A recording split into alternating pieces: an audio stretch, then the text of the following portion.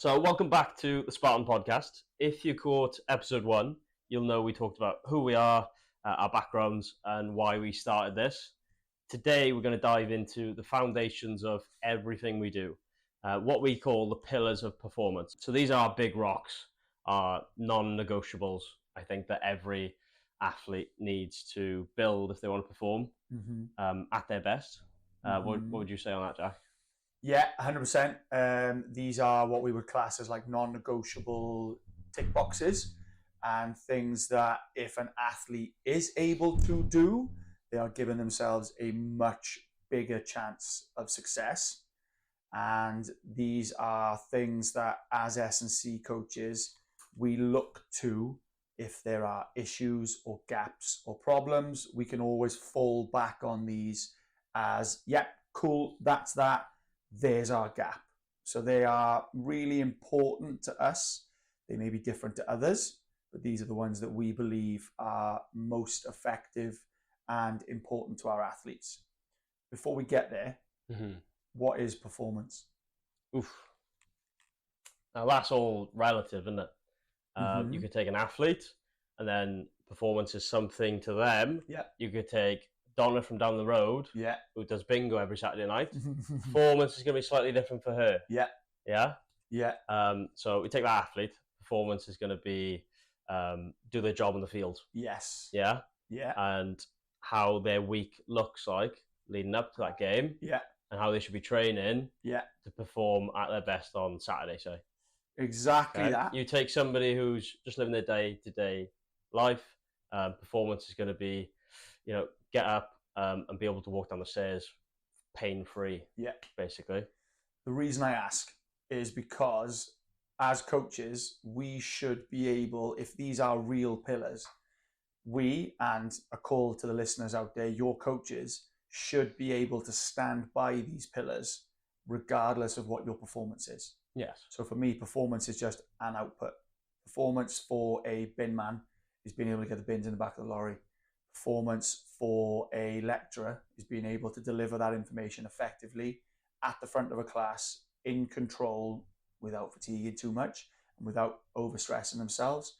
Performance for a high level elite athlete is physical output in line with skills in the right directions at the right times at the right level. Yeah. These things are all different, but they all require output. They all require us to be able to do something. And as coaches, our pillars that we believe impact in performance probably won't change. They'll adjust, but they won't change too much, or they shouldn't change too much unless something really rocks our world and decides to change our minds completely. Yeah. But that's just something I wanted to make sure is for us and for the listeners out there. Are we happy that our pillars are pretty stable? Nice. Okay. Should we start with the big one then? Yeah. Being strength. Yes. Okay. Everything in sport is going to come back to it. Yes. Yeah. Now, there might be some people out there that don't believe in that. And I didn't use the phrase disagree because from our standpoint, you can't really disagree with it. But there might be people that don't believe in it as much as we do. Yeah. And we'll come. It's in our role. Yeah. It's the first word. Yeah. It is who we are. Yeah. I don't think you can disagree much with that. No, exactly. And I think that it wouldn't be a major part if it wasn't for what makes strength. Yeah. So let's dig into it a little bit. So strength is the foundation that lets you run faster, jump higher, tackle harder, and stay injury-free ultimately. And I think that people sometimes miss that when they're aiming for performance. And that's why it's a pillar for us, is because it's a foundational capacity. It is something that underpins a lot of other things. And I think it's really helpful for people to understand that our strength is just a measure of what our muscles can do. Yeah. Doesn't matter about direction, doesn't matter about time frame, doesn't matter about skills or any of that. How much strength you've got is a measure of what your muscles can do, essentially. It's not about being a bodybuilder. Nope. Like Ronnie Coleman. Right, we love him. We know love him. that. Absolutely. But yeah, it's not about being him and chasing big numbers in the gym necessarily. Yeah. It's about being strong for your sport. Yeah. And we care more about how that strength transfers to movement than hitting a PB. 100%. for example, if you watch somebody jump, an athlete jump, they might jump really far, but their landing is stiff, it's unstable, it's toe dominant, they look as if they're going to fall, and you can hear it 3 doors away. Injury territory. And we can talk about that in the actual reasons for that later in another episode. But for now, just need to understand that landing style outlines some deficits. One of those deficits could be strength. You can't produce the amount of force, the amount of muscular effort needed to complete the task. Picking your kids up. We've seen the Christmas advert that was with the old guy lifting a kettlebell in his shed. John Lewis, I think it was. Probably, yeah. He was lifting a kettlebell in his shed. He was 70. And everyone, the whole advert is meant to lead you down this path of why does he go to the shed and lift the kettlebell? So he can pick his grandkids up and they can put the star on the tree. Yes, I remember this. Strength. Last year. It's strength. And it's been proven that older individuals, OAPs in nursing homes, the stronger they are, the less likely they are to fall. And this is a bit morbid, but increased strength will lower all-cause mortalities. Yeah. It's a known thing, and this is exactly why it's number one on our pillars. It is super important for, I don't know, you're going to run a marathon, you're going to play for Man United, or you're going to walk down the shops and carry 2 bags home. Yeah, for all ages. All as ages. We just covered off. But I think young athletes in particular as well. Yeah. For them, it's about learning control, coordination, 100%, and that force production, which we'll touch on a little bit. Yeah. When you build that, everything else, speed, power, and I think confidence as well. Yeah. For them, especially, it's going to skyrocket. Do they have the confidence when they put their foot down to stop, they're going to stop? Do they have the confidence that when they go into a tackle, they're going to be safe? Do they have the confidence to go into a tackle knowing they're going to be stronger than the opponent? That is massive. Massive, massive, massive. Yeah. So leaning on to pillar 2 then. Yeah. Which will come straight off of pillar 1. Yeah. If we're thinking the same. Go on, I think we are. Speed and power. 100%. Yeah. As Clarkson would say. Speed and power. That's all we want. One thing we want as S&C coaches in this world, and it's speed and power. You're right. Speed wins in sport. If you're first to the ball, speed kills. If you're first to the ball, you're first to space, you're able to change direction more effectively, you're able to outrun or outperform or outjump your opponent, then you're giving yourself more of a buffer for performance. You've got a gap between what you can do and what they can do. Fast athletes are obvious. Nobody looks at a field and goes, that athlete's really strong. Not though, nobody from an outsider point of view. Anybody can spot a superstar athlete with their speed. And that just highlights the importance of performance. Now, when you boil back speed to power and essentially what is the rate at which you can produce force, that's really important for catching yourself if you fall off a chair or you miss a step walking down the street. It's really important for everything we do. The wind catches your front door and you've got to grab it before it breaks. Power, speed. So we are able as humans to use power and speed in different ways. On a field, on a court, with a tennis racket in your hand, it will win you the game. It will. There are no arguments about that. In day-to-day life, it'll make things a bit easier for you. Yeah, definitely. So once you've got that strength base, the next step is turn that into something explosive, which is that speed and power. I think that's when you start to look athletic. Mm-hmm. It's how quickly you can use that strength, whether that's sprinting, change direction, or hitting a contact, as you mentioned. And then power doesn't just mean Olympic lifts or plyos. It's about intent. Yeah. So how you move, it's got to be fast, aggressive, and controlled, ultimately. Are you able to get to a high level of force production as quick as possible?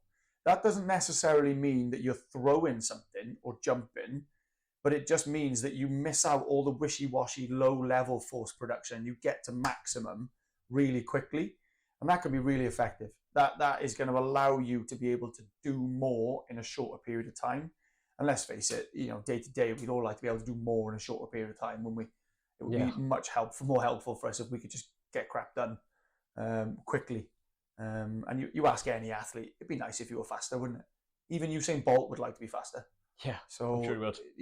Power and speed are directly correlated to the amount of force you can produce, but you need to be able to produce that force quickly. And it looks cool as well. Yeah, like, definitely. We have got big front rows, and they are phenomenal jumpers, and it looks amazing. It looks class. I like watching them clean. I like watching them jump. I like watching them throw. And I think to myself, I would not like to get hit by you, because that looks like it would hurt. You're 120 kilos and you can jump ridiculous distances and heights. Like, somebody shouldn't be able to jump that high at that size. It's ridiculous. So strength gives you the potential, Mm-hmm. and then power and speed's going to let you express it. Yeah, 100%. The way I look at it is, if you're trying to put a fire out and you've got a small bucket, you're going to be refilling that bucket quite a bit. You're going to be taking ages. If you've got a big bucket and you pour it over slowly, yeah, it'd be easier for you to put the fire out. But if you've got a big bucket and you can launch that sucker as quick as you can, that fire's going out pretty quick. Yeah. So the strength gives you the potential, the amount that you've got available, and then how you use it is determined by your power, your speed, or your application ability. Definitely. Nice. So what's your next pillar? Because mine might be slightly different. Yeah, I've gone for aerobic base. So somebody's basic fitness, or just their fitness utilization. So we all need a level of fitness. We all need to be able to have some kind of cardiovascular capacity, whether that's from a health perspective and it supports the strength, the resilience, the robustness of those systems, heart, lungs, capillaries, etc. Yeah.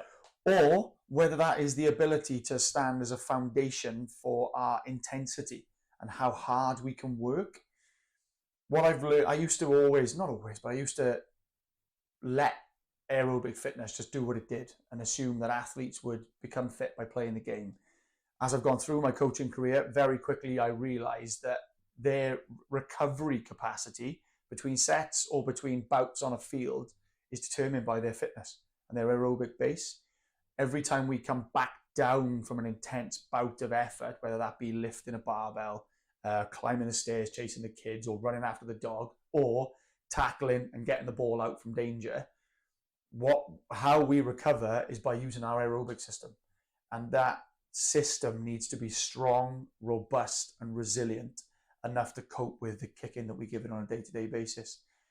Again, getting older and hitting my 30s and realizing that I like a 10K on a Saturday morning has made me realize that it's really important for us to have a good base, because it supports our other training methods as well. I mean, you're the other side of 30 to me, but you've recently found running again. Getting close. Again, close, yeah.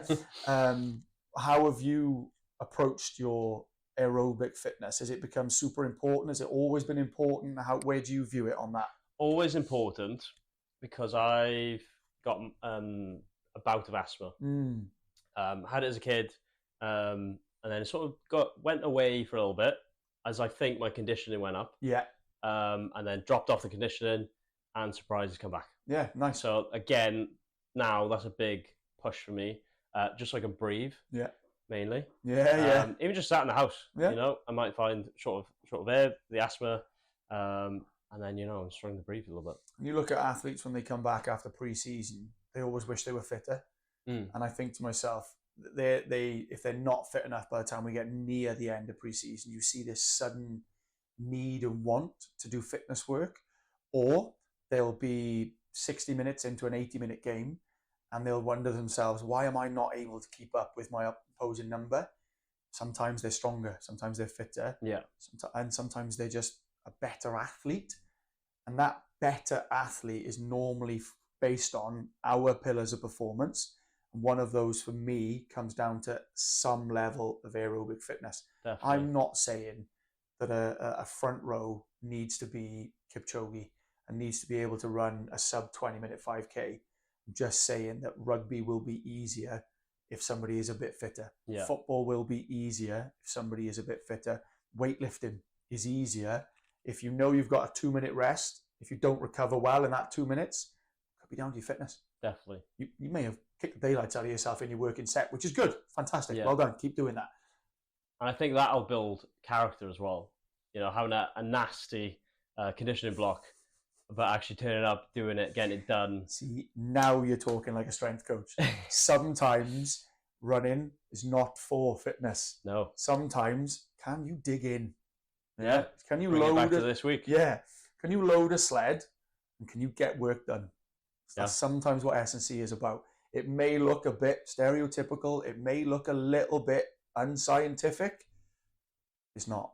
There is a huge amount of value to be able to dig in, which is maybe leading us nicely onto my next pillar, your next pillar, which is mindset.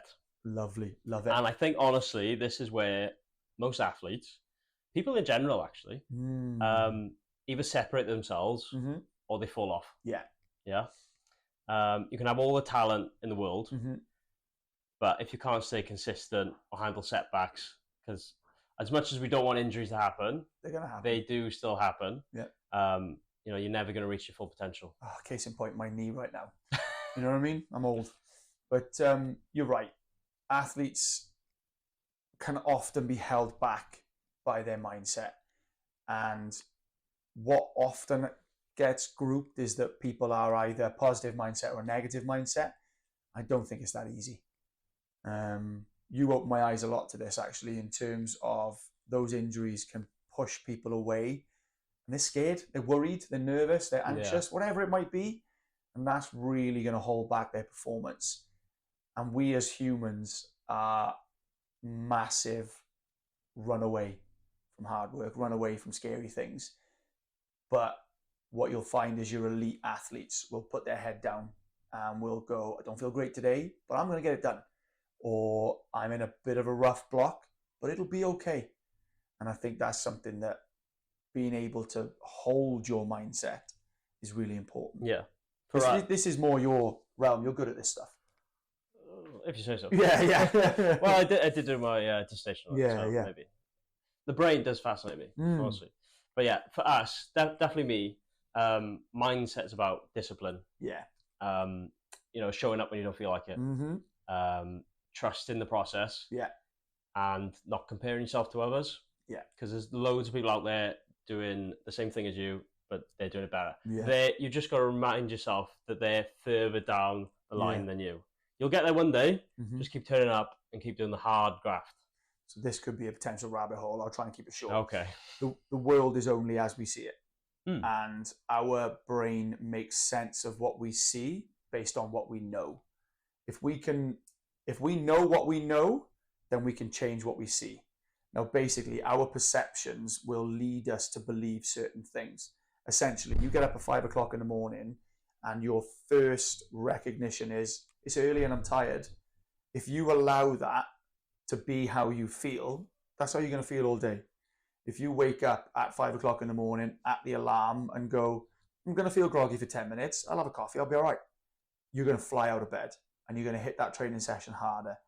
I can't tell you the number of times I've had athletes through the warm-up going, I'm tired. And all it takes is a conversation about what happened on the weekend and the game that's coming up. They've forgotten they're tired. It's the best session they've had all week. Yeah. So that maybe is a little bit of a tidbit for people who struggle with mindset and struggle with consistency and motivation, is your brain is lying to you in some ways or another. Have a step back and have a real think. If your alarm is early in the morning, if you're a 6 a.m. trainer and you've got to get up at 5, earlier than that for me, but if you've got to get up at 5, you're not going to feel good. Like, don't expect to feel good. 5 o'clock is early. Yeah. 5 o'clock is a stupid time to get up. Especially this time of year. Especially this time of year. Dark. It's dark, it's miserable, it's raining. Yeah. You're probably going to feel groggy. Don't worry about it. We all do. And I think that's something, like you said, is people compare themselves to others. Like my other half gets up a bit later than me. She's like, how do you get up so early? I'm like, everyone can do it. You just need to not go, it looks easier for you. Why isn't it easy for me? Go, it's not easy for me, but I'm awake, I'm up. Yeah. I'm still here. I can do it. Especially the first couple of reps of doing that. Yeah. It's not easy. Oh, my word. Or if you take time out because life has changed and structure's changed. Yeah. And then having to get back into that. Oh, my word. Oh, it's horrible. I think we can save this for a big podcast because there's loads of tricks you can use. You know, pick a really nice exercise for your first part of your warm-up. Have a coffee ready when you get up, or change your coffee so that it's something you really look forward to, or et cetera, et cetera. There's loads of things you can do, and that will help you with that mindset. But I think you're right.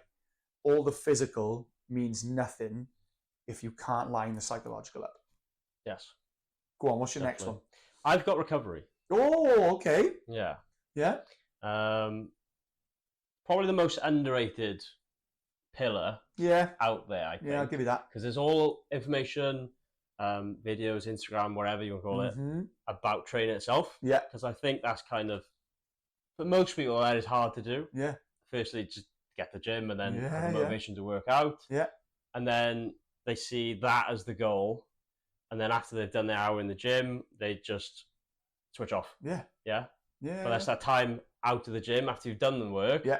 That really matters. It's 4% of your day, innit? It's an hour of 24. And I think we as humans are really output oriented. Like we go through school, you achieve, you achieve, you achieve, you achieve. You do your work, you do your assignments, you go to work. The boss is giving you stuff to do. You've got stuff to do. You've got stuff to achieve. You've got customers to serve. You've got lessons to deliver. You've got products to complete. Output, output, output, output, output. But we can't do anything without the input then of being able to get us back to zero. And I think that a phrase I have always liked since the day I heard it is you can only train as hard as you can recover. So your recovery capacity, and for me, that comes back to that aerobic base, your recovery capacity will ultimately determine your ceiling. Yeah. Your floor, your recovery capacity, will ultimately determine how high that ceiling can be and what you can achieve. So I think, yeah, well, I said I was going to stand by my pillars. I'm going to add one. And I think that recovery is massive. And I think we're developing quite a good, nice set of pillars here. But you're right. That recovery capacity is crucial from a sleep, nutrition, hydration, downtime. And I'm a real sucker for that, but downtime. It's important. Yeah. Everyone loves to train hard. It's the sexy stuff, isn't it? Yeah, definitely. Yeah.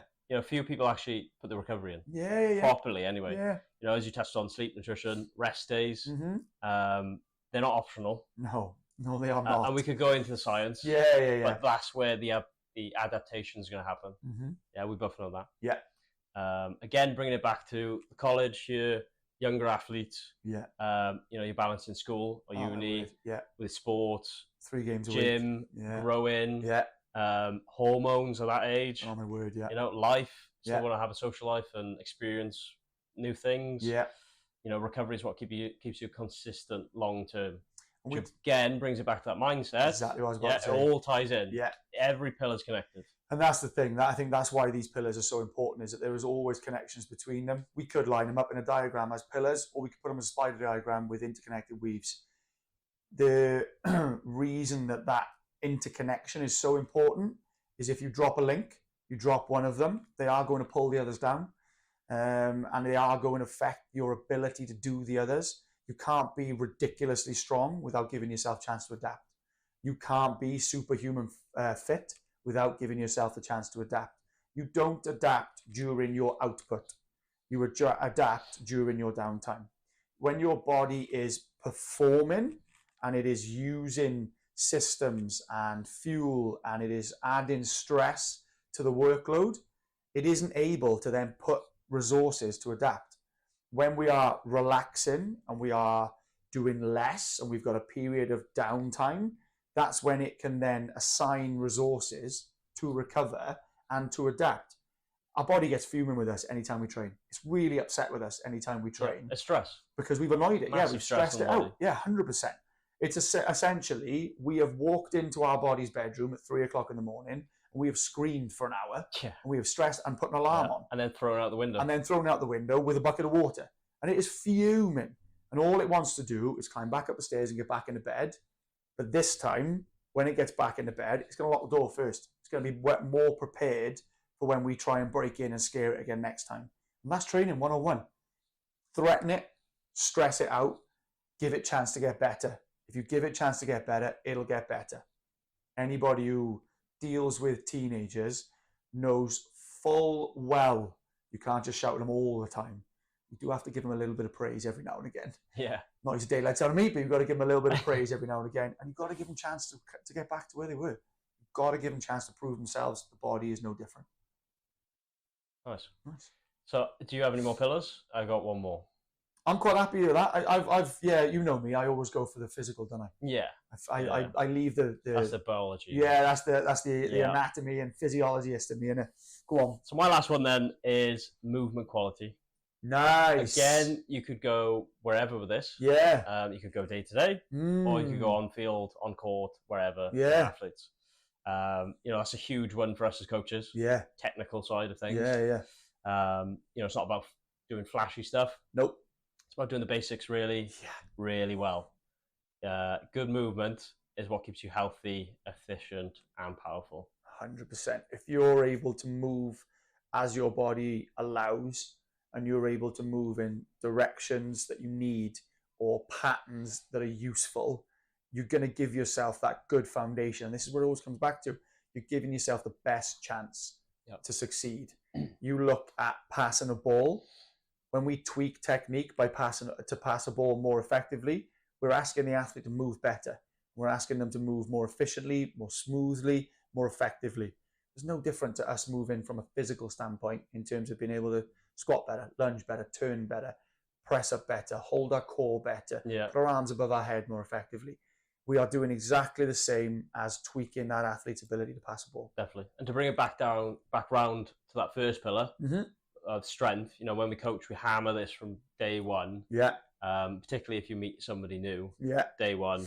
Proper squat, hinge, push, pull, carries. Yeah. Because if you move well under load, you reduce your injury risk and build real transferable strength.